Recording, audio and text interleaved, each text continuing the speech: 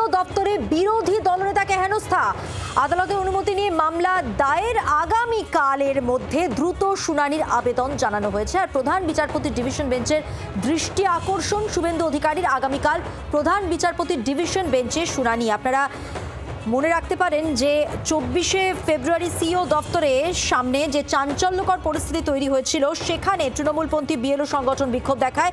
CO দপ্তরে ঢোকার আগেই বিক্ষোভের মুখে পড়তে হয় বিরোধী দলনেতা শুভেন্দু অধিকারীকে, এবং সেই ঘটনার প্রেক্ষিতেই বিরোধী দলনেতাকে হেনস্থা করা হয়েছে। এই প্রেক্ষিতেই মামলা দায়ের। কথা বলবো, টেলিফোন লাইনে রয়েছেন প্রতিনিধি অর্ণবাংশু নিয়োগী। অর্ণবাংশু, মধুমন্তী, সেটা হচ্ছে অপোজিশন লিডার যেখানে যাবেন সেখানে পুলিশি নিরাপত্তা দিতে হবে, এমনটা কলকাতা হাইকোর্ট বারংবার নির্দেশ দিয়েছে। সেই নির্দেশের পরেও যখন শুভেন্দু অধিকারী যাচ্ছেন সিও দপ্তর, তাহলে কেন তাকে ঘিরে বাধা দেখানো হলো বা সমস্যা হলো, বাধা বিক্ষোভ দেখানো হলো? পুলিশ কোথায় ছিল এই প্রশ্নে আবার তোলা হয়েছে। সেই কারণে তিনি চেয়েছেন মামলা ফাইল করতে। গতকালকে তিনি পারমিশন নিয়ে মামলা ফাইল করেছেন।